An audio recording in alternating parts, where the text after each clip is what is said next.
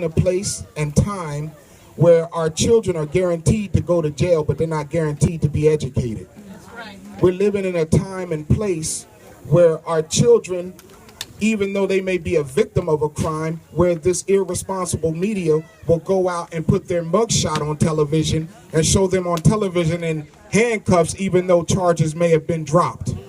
We're living in a time where our children are looking for us for leadership and begging, but we're being so overworked and so overstressed that we are losing the priority of educating our own children at home before they leave the house. We're living in a time and place where our children are not going to college, and black universities and black colleges are being shut down because of lack of funding, but the prison industrial complex is going up because there's always room for black men in jail, the new slavery in Pennsylvania. So we're at a point now where we have to stand up and rise up and be consistent in what we do. We're having marches all over the country, but the violence is not stopping. The violence is increasing because frustration has increased. The only way to get rid of frustration is to do something about it, and we need to come together first as a people and as a community and let humanity see that we're no longer going to be the whores and the bitches on television, and we're no longer going to be the thugs and the gangsters on television. We must first tell our artists to clean up their act.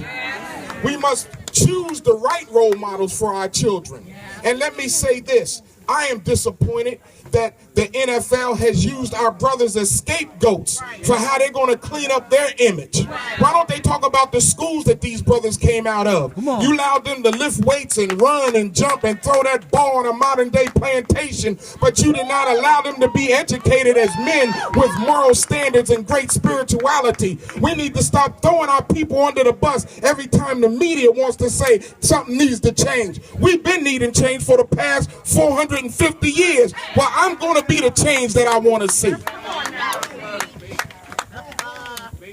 We're living at a time now where we got to stop playing Jesus and be Jesus. We got to live in a time where we got to stop playing Muhammad and be Muhammad. How you go to this church but you don't talk to this when it goes to that mosque? How we so divided as a people, and then we wonder why nothing changes? Then we want to talk about police brutality.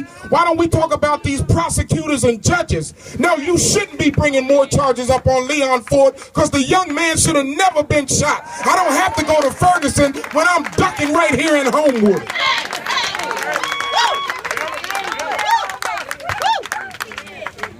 We as a people talk about voter education. You better start voting for the prosecutor and the judges. A one-term judge in Pittsburgh serves longer than a two-term president of the United States. And he's sentencing our boys to 20, 30, life in prison, where white folks go and get treatment. And they get to go and get some mental health days. And we don't get that. Go ahead.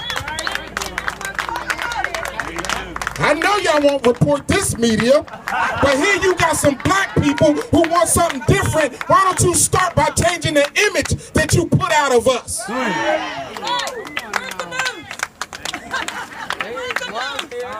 I don't represent myself. I represent the Honorable Minister Louis Farrakhan, who said back in the 80s to stop the killing.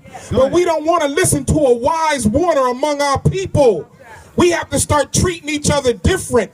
Don't tell me that we ain't in slavery when you can give a slave a gun and he'll go shoot another slave.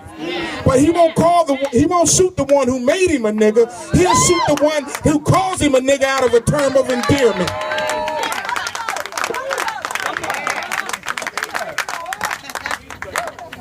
We gotta love our people.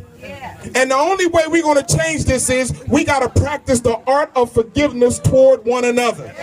If your brother got killed, unfortunately, we can't bring him back, but we can bring in the spirit of forgiveness to rise up on, so that the love of our people is a more priority than you getting back at a Negro that don't have the power to change your life.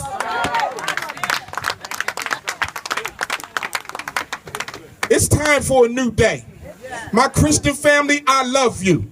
My Muslim family, I love you. My nationalist family, I love you. And we need to get together in Pittsburgh and have a quarterly revival of love among the religions so that we can change as a people. Let's get this march started and march out peace as we go ahead. May God bless you as I greet you.